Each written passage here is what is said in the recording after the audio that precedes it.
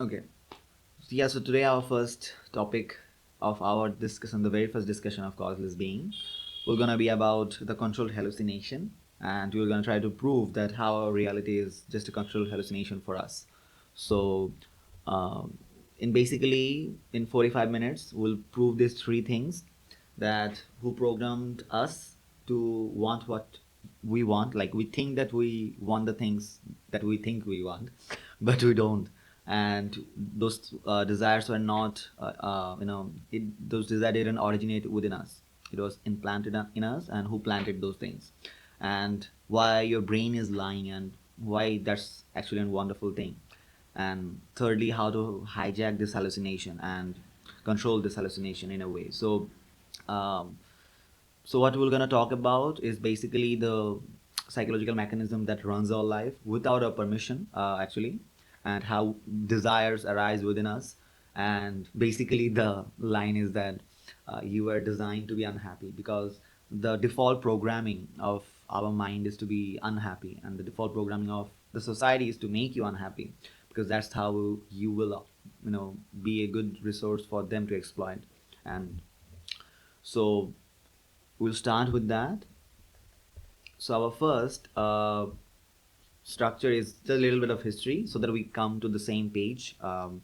So the structure, let me define it a little bit more. That is, in first 45 minutes, we'll talk about all these things. I will show you the evidences, and so that we all come to the same understanding. And then after that, for 30 minutes, we'll discuss about the things that we discussed, and we'll ask questions, go back and forth. And if you guys disagree, you can share your opinion there as well. Okay, so now, so literally the dictator's blueprint. So this structure is basically taken from all the history of all the dictators and empires. Because if you want to control a society, if you want to control a group of people, the first thing you need them to realize is that they are dumber than you. So you can never control a educated, rational society. It is impossible for it. It's a dictator's dream to have an uneducated population. So the premise of all this is that you need dumb people to control them. You need and dumb people are the most dangerous people in the whole world. Literally, we think that evil people are smart people. They are the most dangerous people. But evil people are evil because they are dumb people to control. That's the reason they exist, and that's their heaven. So, and how it all started, we'll start by, some of you might know about all these things. If you know, that's great, but we need to bring everyone to the same page. So that's why we'll go through all the data. So we'll first read this, that you guys, some of you might have read before. So this picture, so this is Lord Macaulay. So in our childhood, you guys might remember that we always asked the question that who created this education? Like, we always wanted to find that guy so that we could kill that guy, that evil prick. So this is the guy that we have been looking for from our childhood. So this guy, he was a British emissary that came to India to understand India, to understand how to control it better. So he, after studying for years in staying in different parts of India, he went to the British Parliament and he created something called the Lord Macaulay's Minute. So that is the foundational text or the structure, the policies that created our whole education system that we still have. So we have changed the education a little bit, but the system is overall the same. So he is saying in the parliament, after all his observation, that I have traveled across the length and breadth of India, and I have not seen one person who is a beggar, who is a thief. Such wealth I have seen in this country, such high moral values, people of such caliber, that I do not think that we would ever conquer this country unless we break the very backbone of this nation, which is her spiritual and cultural heritage. And therefore, I propose that we replace her old and ancient education system, her culture. For if the Indians think that all that is foreign and English is good and greater than their own, they will lose their self esteem, their native culture. They will become what we want them, a truly dominated nation. So the idea of it is that before the British came, India was the one of the biggest economy in the whole world, and it had education was free, there was healthcare, and everything was going great, and people are very educated and philosophical. So you can't rule a society that is smarter than you, right? Why they will listen to you? So you have to first make their education system obsolete, make them realize that okay, whatever you have is stupid and fake, and these are dumb things. So don't believe in those stories. Whatever you know about your history is wrong. It is just mythology. So you erase their background. So, and he literally said that in the proposal that our aim is to form a class of persons, Indian in blood and color, but English in taste, in opinions, in morals, and in intellect. So this is also important for ruling a society, because you can't make everybody great. You need a class of people that will show that aristocracy, show that civilized, sophisticated version that everybody can be, but actually they can't. Like, they just need to aspire to be that person. So if you do that by yourself, people will not take it seriously. But if you take some dumb people and just choose 5 people out of them and make them look greater than the rest of them, then the rest of them will envy them and try to become like them, because they don't understand right now. And most of the times, like, I can give you one example. Like, we think that India was a very backward society. All this pseudo scientific stuff, prejudices they had about male female, their rights, education, their inheritance. So female were very much under oppression a lot, but we don't know the actual history. It is just in our mind. So because that's what they do, like, they remove and rewrite the history. So the story is that when the Britishers came, they actually forced the law that made impossible for Indian families to pass on their inheritance to their female children, female child, daughters, basically. Sorry.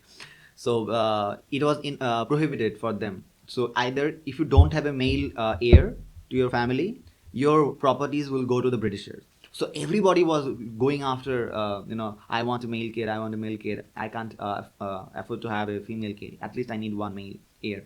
So this was not there before the Britishers came. Before Britishers, the women had the right to, control their wealth, and it was called Sridhan. So it will pass on, from family to family. But this big information, it was like, most people think that okay, it is a repressive society, but the Britishers actually the ones who came here and created this structure. It was the same with education. Like, they didn't allow different caste people to study in their British education system, so that they could create this class of hierarchy, so that and it is an easier way to control society. But before that, in the Gurukul system, in the old education system that Lord Macaulay wanted to destroy, there everybody could study without any fee, without any cost. There was no limitations for them. And to understand where all this education system is coming from is like to understand their philosophy, like their what was their thought process towards the Indian people. Because if these guys are in control of our education, if they are the ones that are teaching us how to think, then we should know their background a little bit, that what they thought of us. So the one example is I use that is the example of the terrible example of 1943's Bengal famine. That was a man-made famine done by the most terrible person, Winston Churchill. So he took our food, literally the Indian farmers, like it specifically happened in Bengal and Odisha.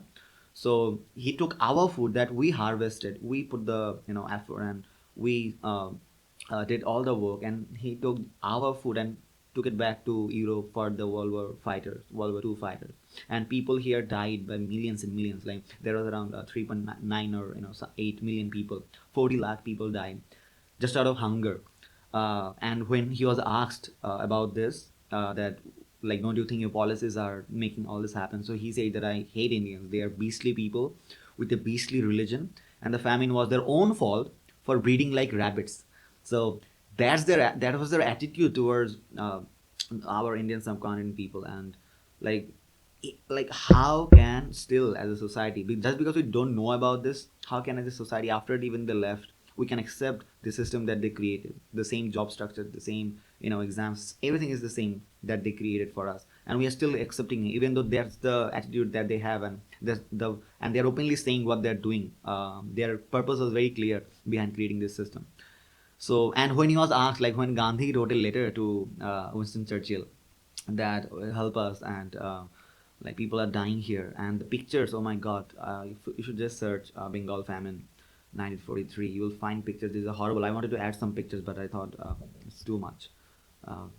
So when Gandhi wrote the paper, he said, the reporter asked, like, Gandhi even is starving. Gandhi is protesting with them for food that they harvested. So his reply was that if everyone is starving, then why Gandhi is not dead yet? That was his answer against all the protest. So like that is the reason. Like we always need to understand where everything comes from, the history of behind everything, because if we understand history better, we will understand the present better, that why everything is happening the way it is right now, how did we came here. And when we will understand the history, the past and the present, then we can predict the future better, like in terms of our career, in terms of our life and everything. And we'll come back to all this, why we are discussing all this into our hallucination structure, because everything starts from education. Our hallucination, our stories that we create in our life, it is all governed by the early education that we get. So then comes for everybody in the whole world, the John D. Rockefeller. So he was a billionaire, um, like one of the world's richest person back then. So because he was too wealthy and he controlled the whole oil sector, like he became wealthy by controlling the whole oil industry in America. But the government forced him out of the industry because he was controlling the whole industry, and it was he had a big monopoly, and he was expected, like he had more, like he had crossed like around, like he almost I think 1.2% something like that. He controlled the GDP, like his wealth was too much. So the government broke it, and then he went to education to earn money. So and he openly, like literally, he funded in 1903 he funded the General Education Board and in US, that later on translated to the whole Europe and the whole world. So already for Indian subcontinent, like we already had a terrible education system that was created to make us make us idiots and dumber. Now with the help of John D. Rockefeller, this system got even more updated to control us. So he created the General Education Board, and he openly stated the purpose that I don't want a nation of thinkers, I want a nation of workers, because that was the goal. Because for him, he had factories and his friends and everyone, like there are other people, Rothschild and everyone. And like the funny thing that I've always encountered when studying all these things, that these things happen not in secrecy but openly, and people are okay with it because most people didn't even know like these things exist, or some people are doing this or that. Like right now we think that there is internet, so everybody knows everything. Still we are living in the same isolated environments that we had before. So the structure of the GEB was that obey authority, follow rules, memorize, not think, work 9 to 5 jobs for elite corporations. That was the goal of this education board, to create a society that is following these rules. So then after creating the education board, he funds the big pharma. So the medical institutions that we see all over the world right now, the medicine industry. So the school of medicine, all the doctors. So he funded the medical schools and big pharma, and he forced everybody to go from natural healing to pharma-based care, meaning that you don't treat the cause of a disease, you treat the symptom of a disease. And in that way you are always going to make money, because you're not curing the disease ever, you are just selling medicine to people to cure the symptoms. So after all these things, what we have now, so the modern system is that like the translation was that they say that we need obedient workers, consumers, dumb consumers who are just going after toxic plastic products. And we need predictability, not critical thinkers or creators. So the cycle is that you create workers, you make them sick by working. Like all the jobs that we have, like think of it like right now, like just sitting in a table, working all day. Like this is not a suitable environment for any human being. Like our body is not, didn't evolve to just sit in one place our whole life for 20 40 years, just on a table, just clicking and typing. But people are doing that, and that's the structure we have created. So and nobody's asking questions about it. Everybody's happy because that's the reality they were taught. So you create workers, make them sick, then have them take pharma and make less money. So the dumb society that we have right now.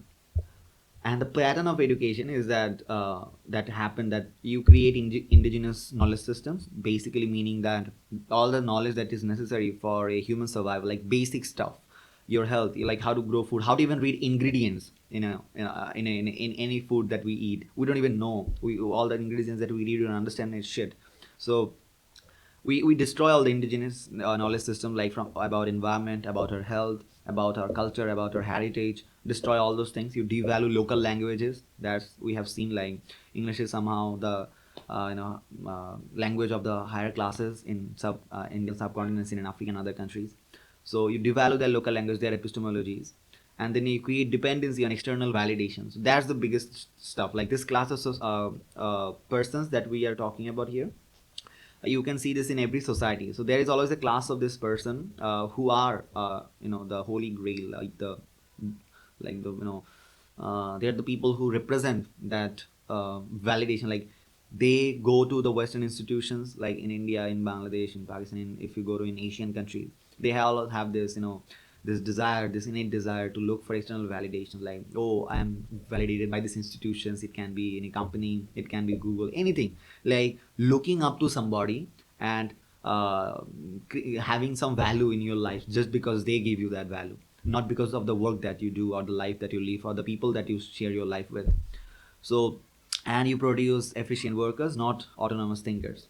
So this woman, he said very clearly that the school system doesn't want you to know about money because they want to pump out good employees who do what they are told.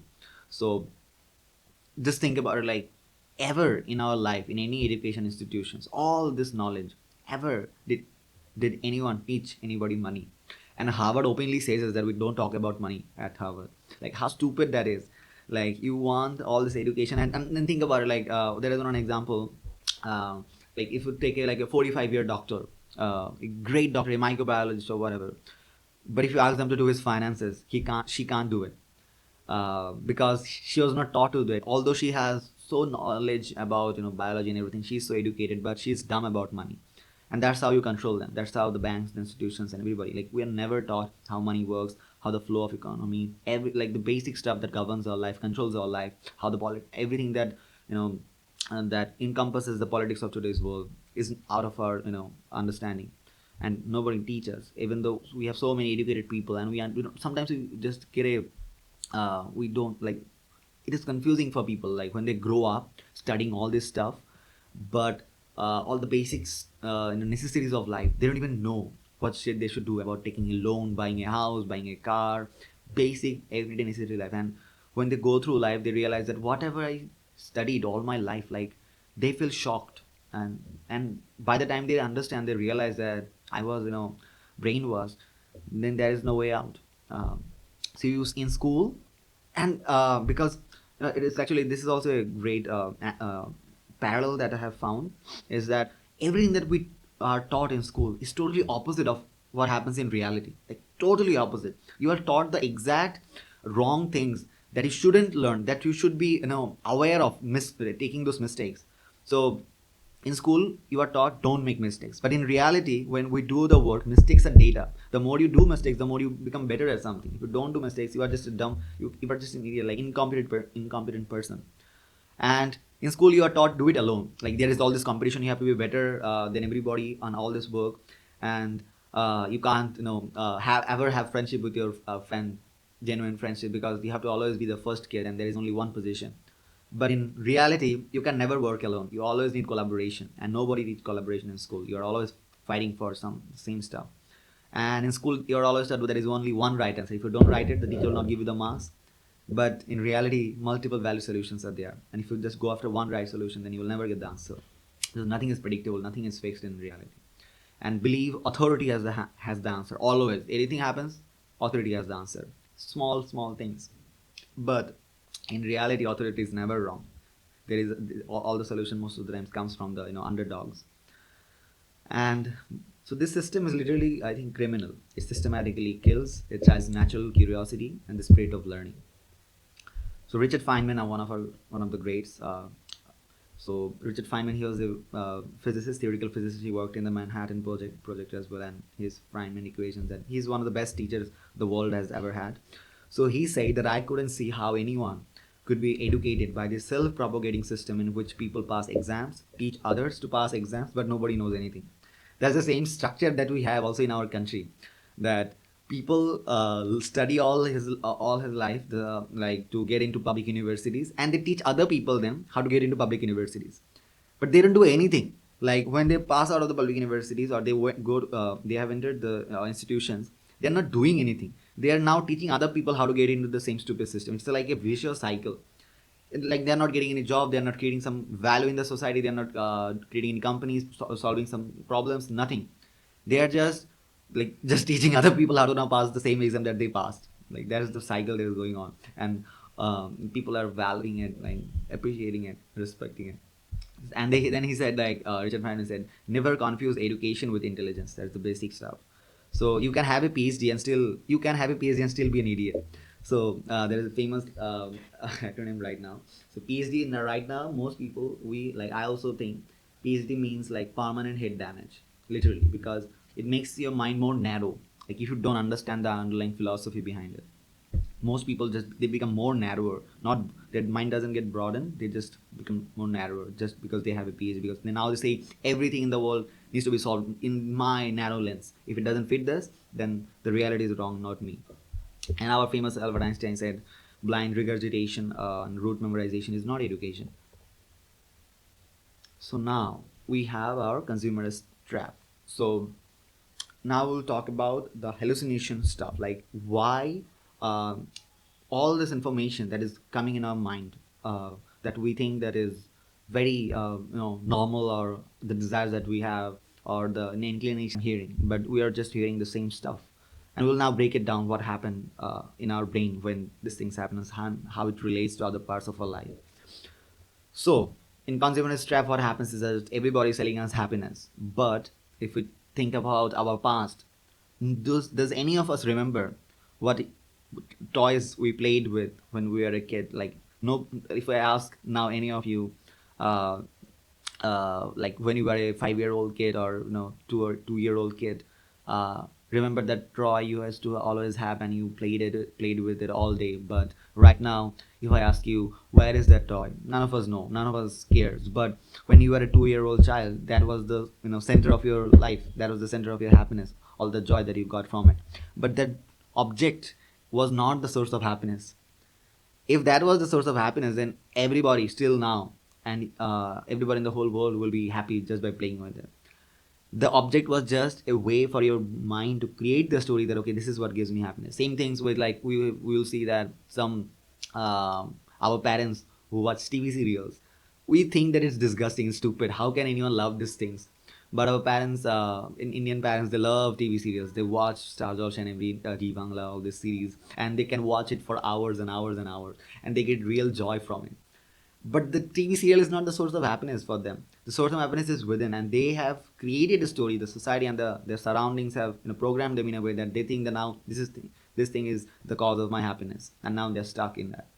So all this is called mimetic desire, and we'll now break it down a little bit. So mimetic desire works like, first you have a model of your desire, and that mainly comes from your peers, like the people you admire. It can be a celebrity, it can be your friend, it can be your surroundings. You create a model, the person you admire, and then you create the object, like the object that they have. It can, like, what my friends watches, what my friends sees, what my friends eat. It can be fuchka, jhalmuri, all the junk foods that people consume. So what they do. So now you emulate that in your life. So that is the object, right? I mean, you then make yourself like that, because everybody wants it. Now I want it, and this is an occasional, like it doesn't happen like moment to moment. It is the default mood of human desire. So the structure is that, first, uh, we so I will use some examples right now. So we now know that cigarette is bad, right? Like cigarette, nobody should use it, and you will never see a TV ad like in social media that is telling you to smoke cigarette. But what if I tell you that there was a time when there were ads openly saying that you should smoke more cigarettes, and people are believing it, and they were thinking that it's healthy. So in America, there are ads like more doctors smoke camels than any other cigarette. Like it ran for decades, and real doctors are selling poisons, and it worked because people buy the identity of the person using the product, not the product itself. You never bought iPhone because it was cool, or the idea of cool came from the people that used it. So most people, the celebrities and all the first class societies, they when they bought it, when the artist, all the great artists of the whole world brought it, then all the general masses, they thought, okay, what if I use this product, then I will also become like them, I will be also great like them. So we try to buy the product because influencers sell lifestyles, not just the products. We desire what they have because we desire to be like them. So this video, it will make. What if I told you these ridiculous ads? Did you say I'll feel better smoking Philip Morris? Yes, you'll feel better. Are not all that different from these ads. Now, every box of Kellogg's Rice Krispies cereal has antioxidants and nutrients that help support your child's immune system. For decades, massive food conglomerates like Kraft and Kellogg's have made over $1 trillion through the manipulation of food science and food scientists, and ultimately, us. And their goal is much like big tobacco's, to do and say. Can you imagine like a society where you have this kind of structures, and like, why am I showing you this? To show you the absurdity of our society, that how easy it is to fool people and make people believe anything. And whatever we see, whatever we hear, and whatever is popular, we think that is normal and it's okay. But we don't see the history, because we don't know what happened before this and the patterns of history. We just accept everything the way it is without ever questioning all these things. So this thing, and like this, like about the oil that most of the Indian parents and in Asian societies in all over the world, the oil that is now used in food, these are all poison, most of the things, but we still do it. And this has become so normal that we can never question it or change it, because the only rationality that our mind has against all this is that everybody does it. So if we all die, then it's okay. I'm not the only one who is going through all this trouble. So now one example is that how our this desire, this stories that we create in our mind, how it is more powerful than it can actually go against our actual intrinsic intelligence that our body has. So our body already knows about how to maintain itself, how to know what to eat, what not to eat, what things it should prioritize to have a more healthy life. But we have also gone against it. So this video is also best for explaining this. Alright, cells, line up for your rations. Pizza again? We need nutrients. The brain has decreed that pizza has tomato in it, which is a vegetable. Further complaints about the quality of rations will not be tolerated. Sir, my son, he's dying from lack of vitamin D. Can we have some sunlight, please? You will take your screen light, and you will be happy for it, peasant! Attention! The brain has found a 4-hour video on Mario Kart speedruns! There will be no sleep, period, tonight! I can't do this anymore. We don't even like Mario Kart. So yeah, it just shows you like our brain, the evolutionary information, the evolutionary intelligence that we have, we are also going against it, because our brain, our prefrontal cortex has the power to control narratives like this. And the stories that we create, these are so powerful that it can, if you don't take control of it, it can go against everything that the whole body was trained to do, the way the society was supposed to work. And it will be okay for us because we have that power to change that reality like that. So the capitalist alchemy is right now is that we first make you feel incomplete, like you don't have this, you need this to be pretty, like paradoxical stuff, like you need to be pretty to be happy, you need makeup to be pretty, you need bike to be cool, you need a this or that to be like this. So this all make you feel incomplete, and then we show you a model who seems incomplete. Model can be a popular person or anyone who have that thing. Like now in Cement's ads, people are showing emotions and family drama, like just for selling cement. That like, look at this person who is so happy just because he uses our product. Like everyone is selling you happiness and trying to make your mind believe that okay, this is the thing that you don't have, and your happiness is correlated with this product. So if you buy this, you will be happy. The product is not important anymore. And it works because we might think that, oh, it's absurd, I don't believe that, but you don't even realize how these things enters in your subconsciousness, because our brain works on familiarity, not because it understands something, just because it sees it more. So I used to ask this question in my childhood, like, why do they show the same ad again and again in TV? I have known about Colgate all my life, so why they're still showing me the ad of Colgate? But the thing is that they're not showing it to you so that you understand what is there in the ingredients or what the product is. It's just to create the familiarity in your mind, so that when you go to the store, you see that product and your brain immediately recognizes it. Okay, I have seen it many times. I have seen it. People talk about it many times. So it is trustable. I trust it. I want it. I need it. You don't even ask that question how it works. So then they sell you the object that bridges this gap. So it is always like this drama. Every time it happens, like you'll see this, that they sell you the object that bridges the gap but never closes the gap. That's also a great thing to understand. Like if you understand this, then you're already free. Like these things that they sell, their job is to just be the bridge. That you are incomplete. It can be just an Instagram filter that you are incomplete and you need us to make you complete. But this thing that we are selling, it will never help to close that gap. It will never be a permanent bridge. You all always need that to close that gap, because the incompleteness itself is imaginary. So we are giving you now the imaginary bridge to close that gap, and this thing repeats infinitely. So you are educated just enough to generate income, but not enough to question where it goes, what to buy, what to consume. So the system manufacture workers who manufacture desire and who manufacture consumption. So it's an infinite loop. So now how we'll understand how your brain is a beautiful liar and how this controlled hallucination works, actually dissecting it. So we think that we are seeing reality, but we are actually hallucinating reality. So Anil said he's a cognitive scientist in University of Sussex in UK. So he he did most of the studies that we know about all this controlled hallucination was done by him. So we don't trust, we don't just perceive the world. So first of all, this is also important to understand this word. We think that we see the world, but we actually don't see the world. Seeing is very different. Seeing means that you just see the things that the way they are, but we don't do that. We perceive the world, which is a very different thing from seeing. We perceive means we create a perception. We translate the inputs that we get. So we don't just perceive the world, we hallucinate it into being. So perception is just controlled hallucination.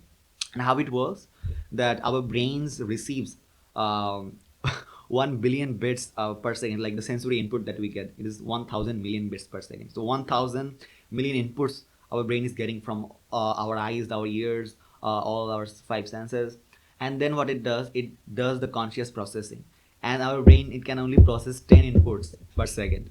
Like, can you imagine like the disparity between this, where there is 1000 inputs, 1000 million inputs, and there is only 10 inputs that are being processed. And the more we age, it gets reduced.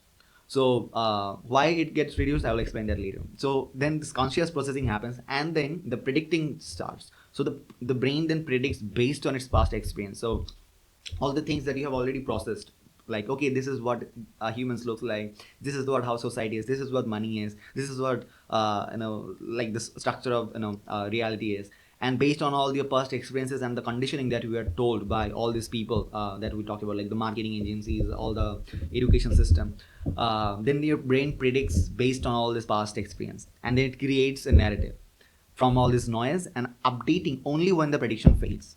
So you have your prediction and you see like that, okay, does this prediction works in reality? Meaning, does it works in other people's life? So when you see that, okay, whatever predictions I have, my friend also have the same prediction, so it might be true. So you keep on staying in the same narrative without updating it ever.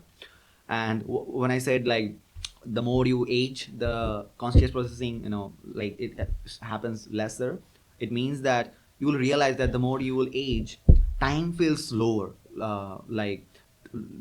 time feels faster, because it feels like that time is running away.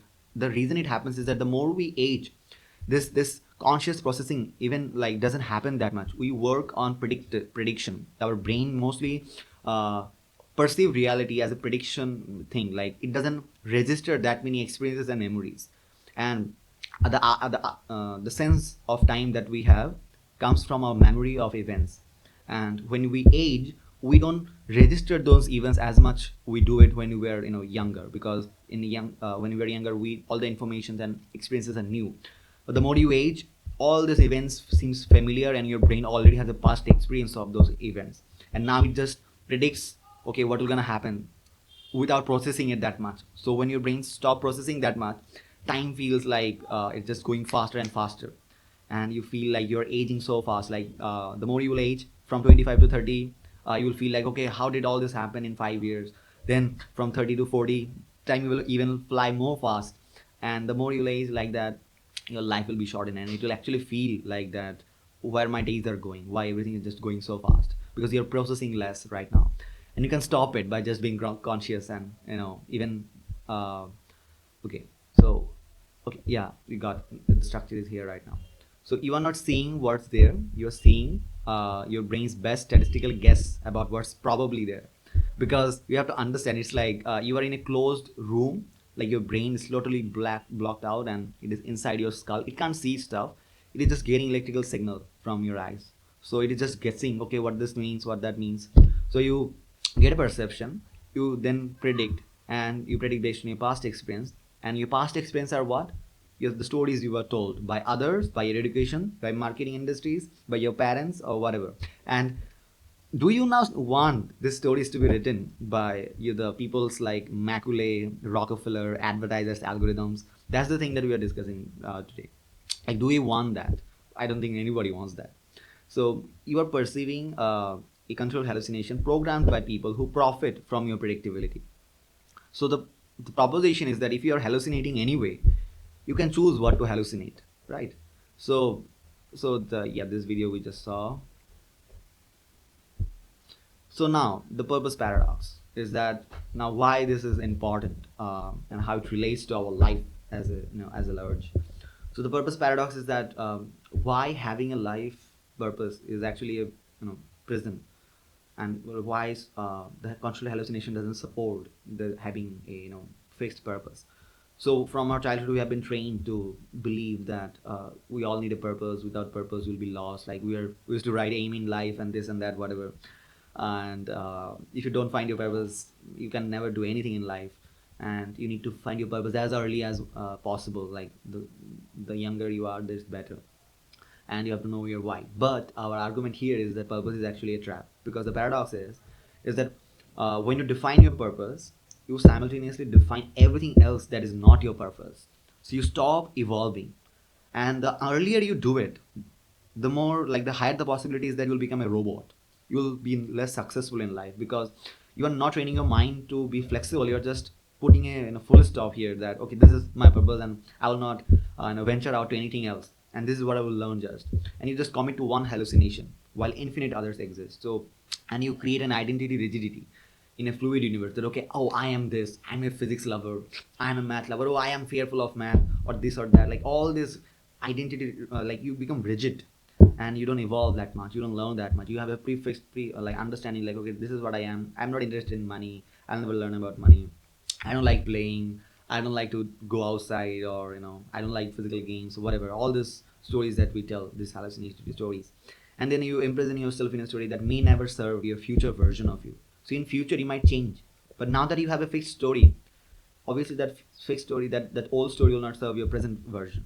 So even a noble purpose is still a cage if it prevents evolution. So example is that my purpose is to cure cancer. So now what if your purpose, like what is if your purpose become obsolete, your expertise become obsolete, or you find a different disease where you could have could have had 10x more impact, but the purpose now becomes your identity, and losing it means ego death. So sometimes, like, we all have this, like, okay, I think I'm an accountant, so I will just keep doing this. But you had other callings where you could have made more impact, just because you've had a fixed date, fixed idea, and your surroundings already knew about that okay, he's an accounting, so my friends also know, my parents also know. So if I now change, I will die, my identity will die, and everyone will question me that what am I doing. Now the alternative is that our idea of causeless being. So causeless being means many stuff, but the fundamental principle is the same. So causeless being here in this context means being a causeless being, not a human being. Is that no predetermined destination, no inherited script, no borrowed narrative, pure capacity and possibility. So the liberation here we get is that we write multiple stories across different contexts, and we change narratives the moment they no longer serve you, and exist as a process, not as a product. This line is also important. Like we are always in a flux, evolving, changing. We are never the outcome in our work, in our everyday day to life. We are never the byproduct of something. We are always the process that is creating the byproduct. Okay, so the next, okay, so now how this structure works, we'll just discover it with some practical examples. So yeah, we just now talked how it works, The first is expectations, then the perception of through our senses, and then our behavior, and then the outcome. So you create a story. Yeah, same stuff. We talked about all this. Yeah, this is a little bit like so how the full loop. So yeah, so this is the full loop. Is that you already have a story taught to you, narrated to you by your teachers, and then you have an expectation. That expectations now comes from all the preconditioning, and then you have selective attention. So what happens, there is another thing in our brain called confirmation bias, where if you already have an expectation about something, your brain just looks for that information to verify. So even if you approach other experiences in life or other kinds of beautiful things or contradictory stuff that happens with you, you will not remember those things just because you have a predefined story and you have a fixed expectation about something. So your brain now just works for that expectation. So it is very hard for you to look at anything else. It happens in religion, it happens in society, it happens in politics.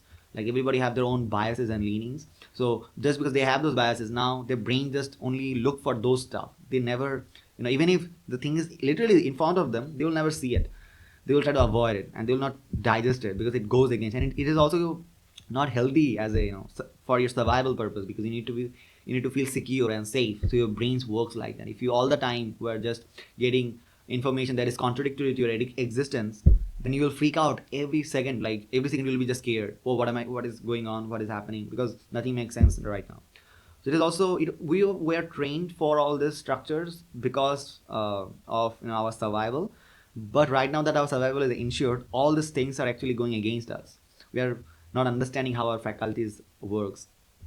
So this selective attention is there, then our behaviors happen, then the reality hits, and when we see that all this match up, then we confirm that reality and just creates that loop.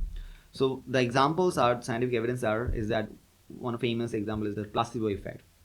So the story of this placebo effect is that in World War II, I think the story of in an American war, I think the Americans were fighting with the Japanese, and the morphines got finished, and soldiers were coming, and the nurse, when they were looking for the morphines, they didn't find any, and they were in so much pain, and one nurse felt so bad, like he just used water.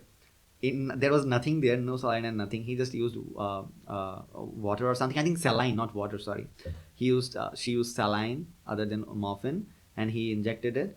And the soldiers thought that is morphine, but it was not actually morphine, and it reduced the pain. They amputated his leg and did everything, all the surgeries, and the soldiers didn't feel anything, because in his head, he thought that, okay, I have been injected in morphine, so I will feel less pain, because there was nothing, and it was a shocker for all the scientists that how this is possible. Then there were multiple experiments that happened. In 2007, there was an experiment where salines were used that reduced 50% pain reduction. So you can see the power of controlled hallucinations. Like if you have a story in your mind, it doesn't have to be real. It doesn't have to have any connection with the reality. Just by story, you can have this much effect on your physical body and the way you behave. The whole body works. Like you have seen it, like the video that we saw about cells revolting against the brain. Oh, we need vegetables, we need sunlight, and the brain were giving some stupid logic and stories that has no sense, and the body was working like they can't fight, even though they have more power. But brain, the story, this prefrontal cortex, this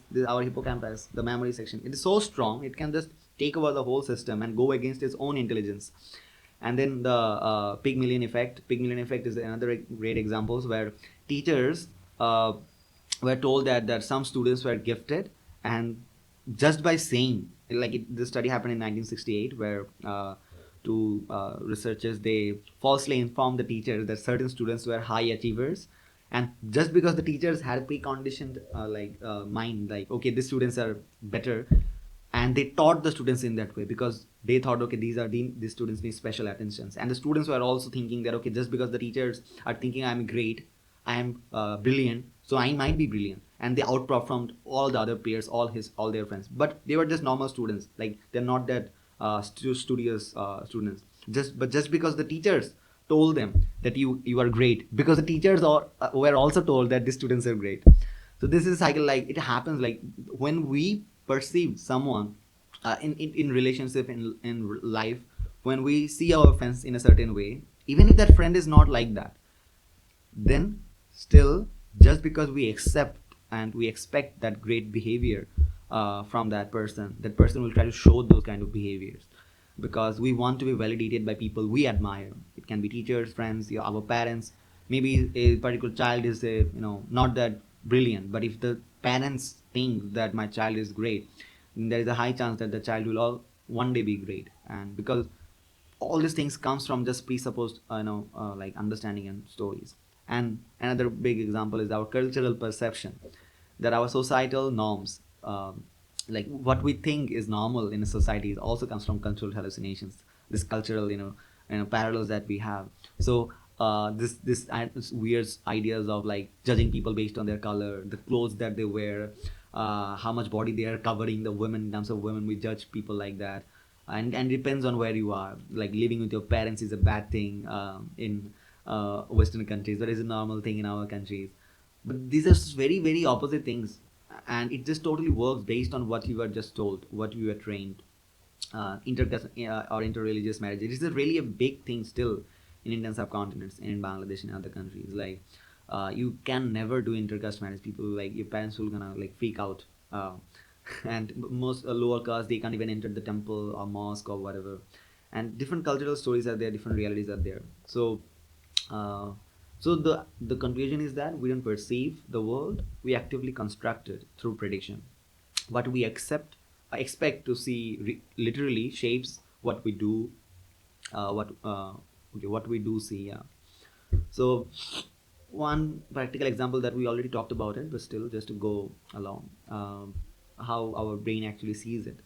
So if you say to your mind that, okay, I'm not a creative person, then your brain will expect to fail. You won't notice creative moments.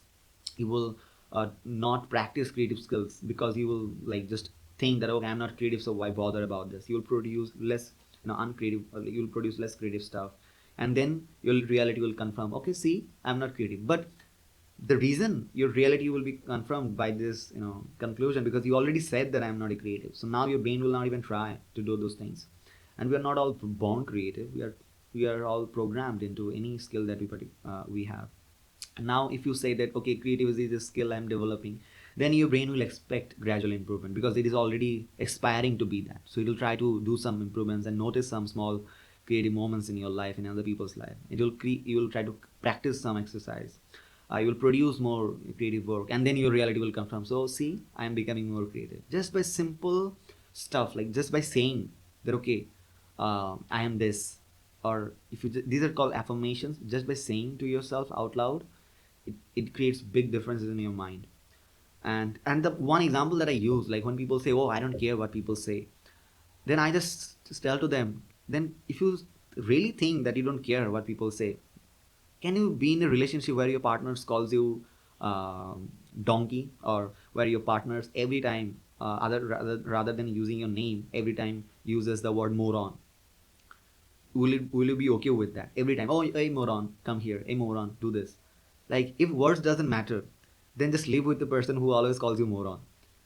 Then we will see what happens. So like we have this weird notions, like every simple word we may think that it doesn't matter, but if you understand the language, then it will have big difference in your life. So the same person, same objective reality, different hallucination and different life. So now the crucial warning is that that someone is always trying to author your hallucinations, like all these things. Oh, that I am this or I am that, I'm incomplete. So advertisers will say you are incomplete without this product. Media will say be afraid of these things. Oh, Indians will kill you. Americans will do this.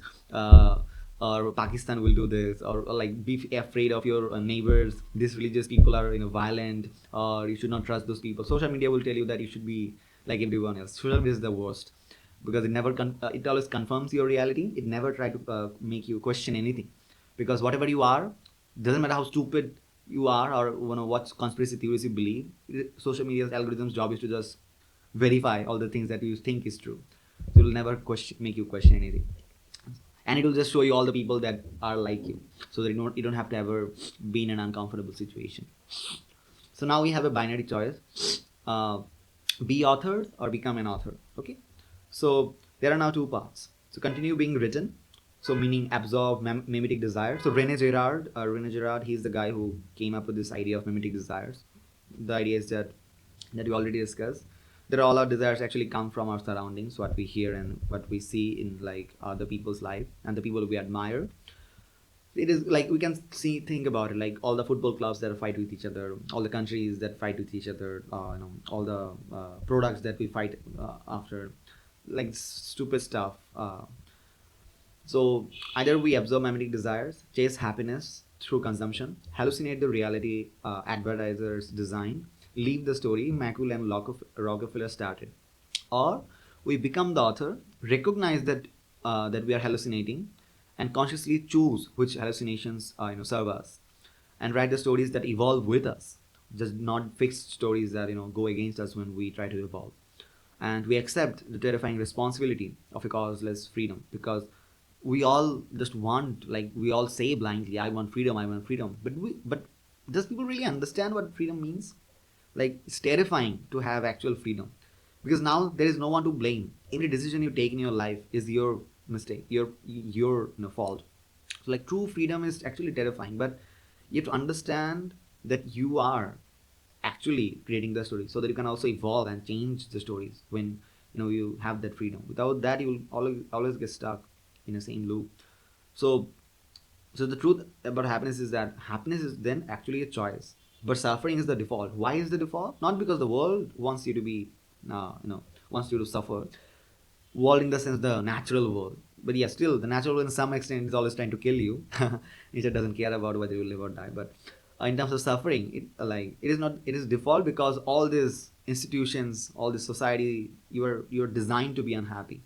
But you can also be happy, just a simple choice, like I choose to be happy, just by saying, like just like we discussed, like if I say I'm not a creative, then you will never even try to be creative.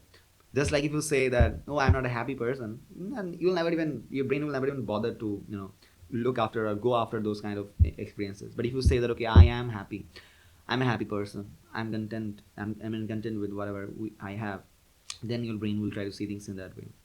So because also we, as we discussed, like nature, we were evolved to survive, and all this conditioning and programming that we have were for survival, optimized for survival, not for happiness. So and that's why happiness requires an active intentional narrative construction. It will not happen just automatically until we take control.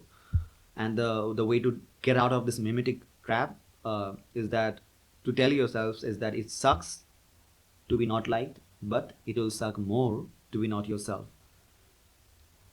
So you can choose either, you can be different, and there will be obviously potential rejections, but it will lead you to genuine connection, not superficial relationship with people.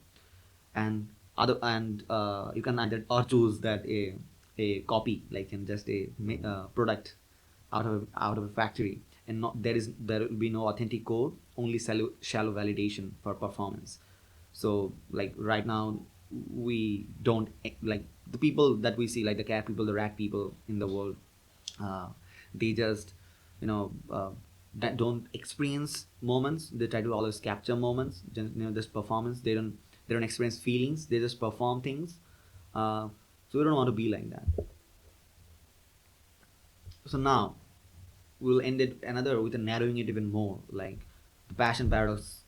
That is also important in this context. Like, so we all have been told by all our founders, all the greatest people in the world, that, oh, follow your passion, follow your passion. But it's a very big trap, because here I have like written in one line is that ignore passion, follow profit until you can afford passion. Because most people who talks about passion, following passion, they are just one in a million people, and it's a luck thing. It is not a sure cut system that if you follow this, something will gonna happen. And the most of the time, because those people who get those things right by following passion, they are most of the times in an environment that is suited to them. Like they have so many advantages that most people doesn't have.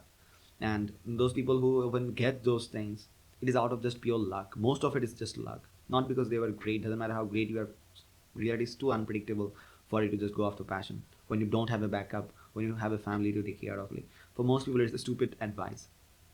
So so the idea is that when you don't have like a like a like a basic financial security, I'll not even say security, like just for taking care of your survival, it is very hard for you to take those risks, because most people don't have a pre-existing passion. That is the main reason. Like we think we have passions. That's and how we know this, because we just discussed about the controlled hallucinations and mimetic desires, that we don't actually know and what we want. We just have vague interest and moderate skills and mimetic desires.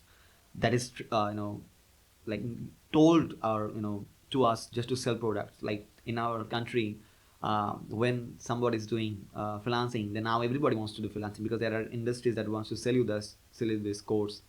And when somebody wants to learn English, IELTS, then everybody now wants to do IELTS. So like these desires are not ours. When everybody wants to be an engineer, software engineer, in India, like either you become a doctor or an engineer.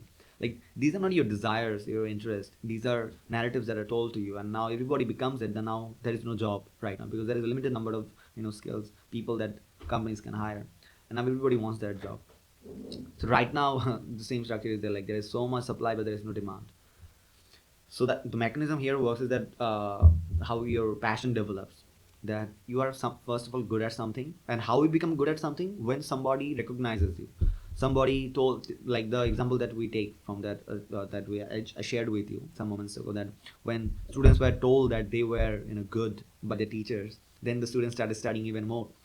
So actually our competition starts for rewards. Like the reason why we study in an early age, like the students who are good at studying, they have been told by someone or something, or it can be social media or anywhere, where they felt like that, okay, I'm being rewarded, or I feel better, or I feel I'm a better person, I'm in a better position, or in a higher class than other people, just by knowing this or doing this. So it feels good through this rewarding system, and when you have that, then you create your interest. This reward then creates motivation to continue. You're not even right now, you're not good enough, but it creates the interest, and this motivation now it make you invest more time, and you create more attachment with that work. You know about the details about it, and then you invest more time, because now this attachment has created a meaning inside you. It becomes your identity. Okay, now I am the work, or I am, if you are studying, oh, I am now a physicist, oh, I am now a cricketer, I am now this. You create your attach your identity with it, and then now it becomes your passion. So it's a long journey. So when people say that I found my passion, they actually mean that I accidentally entered this feedback loop and stayed long enough for it to compound. So now the framework is that should be taught to people in school is that you follow the profit. You first build financial stability. Your passive income needs to be higher than your living expenses. It can be like, it doesn't have to be, you don't have to be a millionaire or like those kind of, like that is not the goal. It just, your living expenses needs to be lower than your passive income, just so that you can take care of yourself for 1 year or 2 years, and then you go on working. Because if you don't do that, then actually poverty makes you desperate. It doesn't author stories. So you are just now going after money, not the work itself, and you can never go after money. Like if you go after money to earn money, you'll never earn money. Just like you can't be happy by running after happiness. You have to work on something that will give you the happiness. So just like you have to work on the products and services that will give you the money. If your goal is the money, it will just make you desperate. So the phase 2 is that now you build competence. You pick a skill that generates value, and you get systematically better, and the interest also grows with your capability. Then you create space. Once you're financially stable, then you can afford curiosity, experimentation. So here, curiosity, experimentation, I'm not saying by this that like watching a video is not that. Curiosity means actually being serious. So when you're following profit, obviously you will learn, you will explore all this stuff, but you will not put your life at stake by doing those things. But here, when I say create space, here I'm talking about actually investing that much time or curiosity, or doing the actual experiments, taking the real risk. Then when you see that, okay, now my passion is possible, like it works, then you author your narrative. Now with options and self-knowledge, you intentionally now build your passions and write the stories that serve you. So, and the same women that we talked about, the money may not be the most important thing in the world, but it affects everything that is. So that is also important. Like money is not the goal, but it gives you the means to do the things that you want or that is necessary in the world. So nobody will look after your money better than you. That is also important to understand. Like all the institutions that we talk, they don't care about how financially free you are. Yeah, we are almost done, I think. Yeah. So now we will apply this in our practical life, how to do this in our daily practices. So first is that you recognize the hallucination, you do a daily practice, you answer this question. I will send you the PDF or put it in the comment section for you guys to know later. Check it out. So what you do is that you ask yourself, okay, what story am I telling myself right now? And you write that answer every day. And you catch yourself where you say, okay, I can't, I should, or that's just how I am. Because most of the times when you ask people why they're doing a particular thing that they're doing, they will just say that, okay, this is how I am, or I'm like this, I'm a coffee person, I'm a workaholic person, I am this, like all these identities that we have identified with ourselves. Like then you ask yourself, like, okay, wait, who asked me, like who asked me to do these things? Who wrote this script? Because these are all identities that I have created that I was not even aware of. So when you write this answer, like what story am I telling myself right now, you try to catch this kind of phases. Then you reframe your story. So now you take one limiting factor and you complete this sentence with 3 different ways. Like how I can see this limiting script that I have about myself in a different way. So you write 3. Like one limiting belief might be, I'm not good at math. Most people believe that, okay, I'm not good. Just not because they understand. They never even tried that. They just have this belief, oh, I'm not good at math. Now you try to reframe it. That, okay, this is not true because I haven't practiced mathematical thinking using effective method. If you say this, then that's a very different tone than saying that I'm not good at math. Or you can say, I'm good at pattern recognition. Math is just patterns in another language. That also creates a possibility for you to acquire that skill. Then, or you say mathematical ability is a learnable skill, not a fixed rate. So this just by changing the narrative, you change your whole life. So now then you build 1% evidence. So just your brain won't believe a new story without proof, right? So we just talked about it. Your reality needs to be confirmed by the brain, whatever story you tell yourself. So now you have to generate micro evidence daily. So the whole story might be, I'm not a writer. And the 1% evidence that you can give your brain is that you write 1 paragraph today. And your brain will respond, so, maybe that story is an absolute truth. I can be a writer. I am getting better. Now, the 4th is you curate your mimetic models. So you will copy people, but choose your models consciously. So remember, all these things that we discussed, we can't change any of this programming. It is all fixed. Like that's the way we work. What we do is that we can just take control of it and not let other people do the programming for us. So you will still copy people, but you will now choose whom I will copy. So you will audit your influences. So whose content do you consume? So whenever you are scrolling, if you find any content that is not familiar to you, don't know the creator of it, or in YouTube, most of the times it is better to just watch YouTube content for social media consumption. But when if you're feeling like I need to watch some scrolling because I'm not figuring out what to do, whenever even scrolling, pause, and if you find someone whom you don't know, don't just consume the information. Don't ever do this, like without understanding the context behind it, without knowing who created this. Always choose whose content you are watching. That is important, and you need to curate your algorithm like that. Whenever you find something that you don't know, or the person that you don't know, that you feel like that it's a fake thing, you just go to YouTube and say not interested. You can in a way customize your algorithm, and when the algorithm works for you, it's actually a blessing. It was for me at least. So then whose success do you measure yourself against? That's also important. Like who are the people that we aspire to be? And don't say to yourself, oh, I don't care, I don't have any role models. That's stupid. Like as we discussed right now, you never live a life where you don't have this kind of role models and structures that you follow. Mimetic desires is always there. And if you don't know that with whom you measure yourself against, then you are in a very bad situation to even start and thinking about life.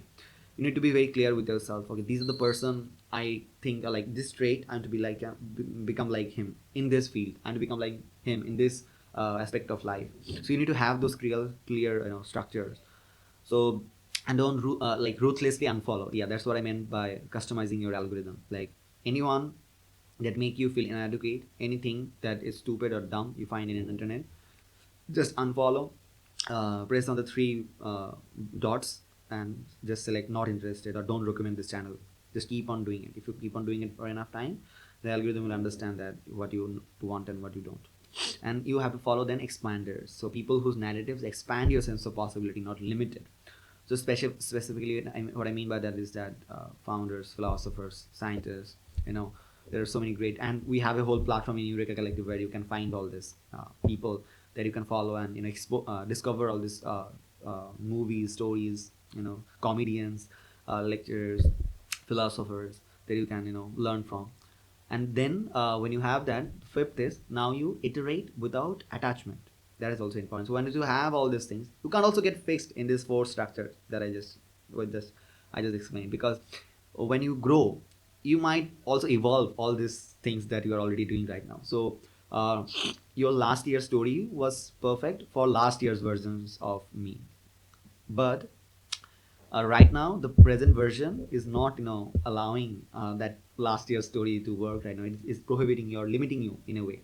So changing my mind is growth, but not inconsistency. Like, you can't go backward, obviously, so you're allowed, expected to rewrite stories when they no longer serve you. So my narrative can have multiple genres, plot twists and rewrites, but consistency is important. Like, whatever story you create, it needs to go from there, like it needs to evolve from there, not go backwards. And if you're going backwards, then you are inconsistent. Yeah, so this is the last slide we have. So now we will just synthesize what we discussed. So the invitation here is that you take responsibility of freedom, and synthesis is that you were educated to be a compliant worker, trained to desire what others desire, so that's mimetic theory, and brain constructs reality through hallucination. So now that because there is this phenomena, so now we shouldn't have predefined purpose that imprison us, because these are not God-given purposes. These are our stories that we create. And now this story that we create, it creates a reality. And now all the happiness, passion, our career, our life, our relationships, these are also built. These are not found. So like everything is, like literally what we discussed today, everything is just totally against how the society works. But that's the harsh reality, like we are always taught from our childhood, like children have this expectations. So one day I will meet the love of my life, I will find him, and everything will be la la la la la la, like we'll be in a la la land. These are all like stupid stories that we tell ourselves, which have nothing to do with the reality. Like, you never find love. That is impossible. You build a relationship with people, you build passion, you build happiness.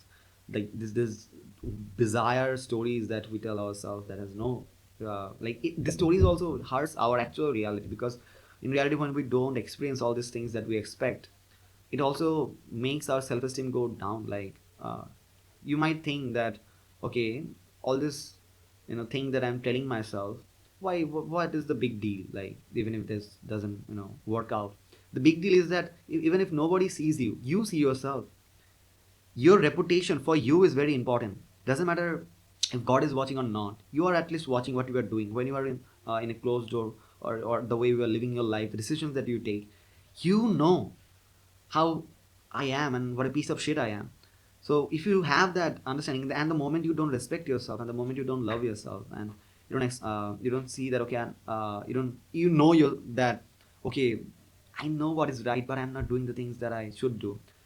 You might think that it's normal to just avoid those feelings, but if you actually have those kind of ideas in your mind and you're not doing anything, then in your mind you are disrespecting yourself. And when you don't respect yourself, then how can you expect other people to respect you?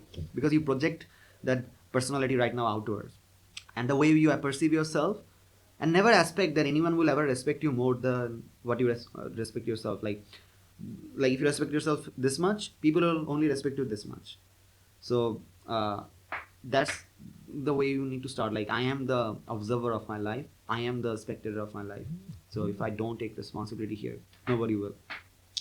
And then the last one is that you need to follow profit until you can afford passion. That's also important, and you will learn it the hard way if you don't take it seriously. So the thesis is that you are already hallucinating, so you you're already hallucinating, so you might as well hallucinate something beautiful. So the question isn't whether you will live in a story, because you will, and you are living in a story. It's whose story will it be? And now the responsibility we have is that freedom is terrifying when you realize no authority has your best interest. No system will save you. You are the uh, you are the one that needs to be saved by yourself. So, and no purchase will complete you. Yeah, like we take this, we more, I think more like intrinsically we know all this thing in a way. We think like this, but we never act like this, because we never tell ourselves loudly enough. We don't scream to ourselves that no purchase will ever complete me. We know that it's just an object, obviously, like a piece of object, a plastic. How can a plastic can make you happy? How absurd it is. Like all this technology and all the stories that we create about surrounding shoes, objects, or football teams, or products that doesn't have anything in them, like just dead objects. So we don't tell it loud enough, and we don't write it, and no one is coming to save you. And you also realize this entirely on you. So every person who created something genuinely meaningful, like science, art, philosophy, did it from causeless being. They didn't find their purpose, they built it through iteration, and that's how everybody evolved. There was no born talent, like there was no one who came with a everything curated for them, structured for them. And the practical path right now is, you build competence, then you question one inherited story per day. Every day you ask yourself and try to iterate all those stories the way you want, and you write one new sentence and compound over time. And you will see, like, if you do it, I think at least 3 days. Start with that, like start with 1 week, just do it 1 week, and you will see that how it changes your perception. Like the like you might think like, oh, what does it matter, this is so simple. But as I told you, like, can you live with a person who always calls you moron? He loves you, but still, if your name is moron, then or if I call you chagol, hey chagol then you can't take that. If I curse you every day, that's the way our brain works. We have meanings. The words are very powerful, and anyone who tells you that words are not powerful enough, he's lying to you. And yeah, you don't need to burn your credentials. Just recognize when you're reading someone else's script. Consciously decide whether to continue. And the final truth, our last predicament, is that be unpredictable, be causeless, and be a paradox. So write your story, change it when it no longer serves you, leave it authentically. Don't create lies within yourself, because you are lying even if nobody knows, and you are destroying your own reputation for you. So your reputation is very important, not from other people's frame of reference, from your references. And let it evolve organically, and dive with a library of stories, not a single exhausted script. Make it a good one. Yeah, so that's it, guys. I am done. Well, Lata, it was awesome, the first. And I will say, yeah, that is the truth. We are shaped by what we see, but what we see is shaped by our mind. Yeah, beautifully said. Yeah. So this thing is like, I think the current situation is like, we cannot do back propagation in the world of good or bad, in the lost landscape of good or bad, and find the direction in which the gradient goes upwards or downwards, and follow that path to go to the minimum loss and find the best place to stay at. We should just try to test all the ways, or maybe some of them, to find something that almost fits. And I think if you just need a definition of backpropagation, that's like in a function, you do backpropagation to find the how can I describe it? It's a neural network concept. Yeah, I can understand what you're trying to say, and it exactly works also in Yeah. my mind. And like if like all the things that we today talked about, like controlled hallucination and everything that we see in society right now, it's just a byproduct of the things that we today discussed. Like everything, literally. Yeah. from dictatorships to imperialism to to how people are being like they have all the hatred, the love, the fighting over this and that. Yeah. Like I think Yeah. if we can just create a little bit of distance between our mind and our identity, like ourselves, then everything is simple, like okay, and we can move on. Like our opinions are not us. Like these are fluid, or they're always in a flux. They're evolving. They're changing. And the only reason we are all stuck in this vicious cycle is because we don't have this distance. Like our perception is like our identity. We don't have this separation of between ourselves and our perception. And everybody has this like if everybody understands this simple thing, we'll be in a heaven literally. If it's a matter of perspective, there is no real truth. Yeah, like we don't know the absolute truth. We have only empirical truths and what you can Yeah, we cannot know absolute truth. Absolute is a very human term. yeah.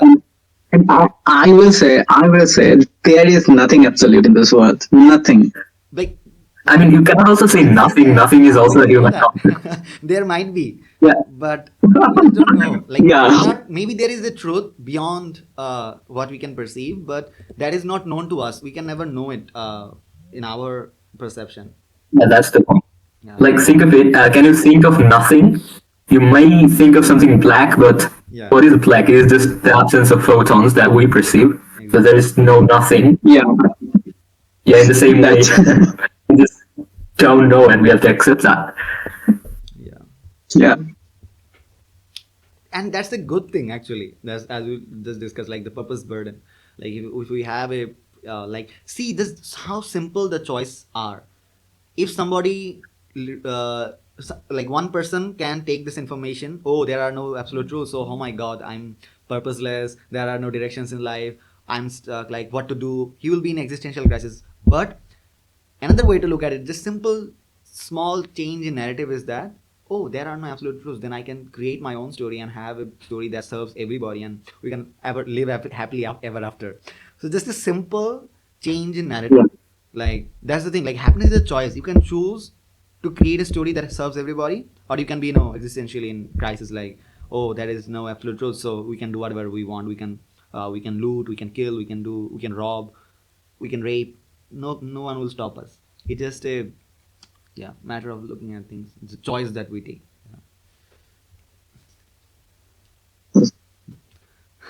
Well, I haven't read your comments. Yeah, yet society doesn't care. I mean, Rockefeller. Yeah, that was. Yeah, I didn't say that was. They also put that in the book. I've seen it in a latest curriculum's book. It had the Britishers quote, the quote that you showed us, literally that from that guy about the education system. But it is in the book of that education system anyway. So what's the point? What's the Funny. Yeah. Yeah, that's what we do still. Stupid. We are caught in a vicious cycle. It's part of we are using English Yeah. anyway. You say that they made us English as a role model. Yeah, but we are still doing it in English anyway because Yeah. we have no other choices here. We have choices. Like think how stupid it is. Right now, we're in a cold season, so I'm wearing clothes that suits this weather. So all the cultural things, like we just talked about, these are all geographically based. Like I was talking about like every culture is actually based on geographical location. And how stupid it is. Like I remember when I was a kid, we were forced to wear boots, ties. Like how stupid, absurd it is in a country where it is mostly like summer season and we are wearing socks and boots in summer season and ties because some idiots came here and told us that okay it is much higher class society, like, and we are still doing it even though no one is forcing us anymore. And they obviously the idea of wearing a tie, like obviously they have cold environments so they wear tie, otherwise they will catch fever or whatever, but we don't have to do it. And dhutis and clothes, like even in Islamic culture, like wearing tupi or burqa and all these things, these are understandable in that kind of geographical location, but taking it as a Yeah. belief, as a culture, as a fixed story, and you don't evolve through that story, like that's Yeah. what you discussed. Like you create a story that may serve your past version from last year, but now it may not serve you. So you need to change that, and Yeah. the only and the moment you when you can change it, when you realize that okay, these are the stories, my controlled hallucinations. Yeah. If you don't see it in that way, you make some good divine stuff out of it, then you can never evolve in that way. Yeah, Feynman aura. Uh, even Einstein believed that cigarette is healthy. They got sick and died. They are evolutionary things, man, tested for thousands of years. Yeah, it's fascinating to see how they found ways to influence our thinking nearly 100 years ago, and now they act as if our thoughts are their own. Isn't AI the same? That's very powerful. So, If you say LLMs are enable independent study, never I will say purpose is also a perception. Yeah, exactly. A controlled hallucination. Yeah, Thomas Alva Edison also invented so many things only because his mother lies. Yeah, you are so intelligent that a small school like this can teach you. Yeah, that's a popular story. Yeah. Yeah, it's more like Napoleon said, "You give me mothers, great mothers, and I'll give you a great nation." Now you say, "You give me motherfuckers, I'll give you a nation of fuckers."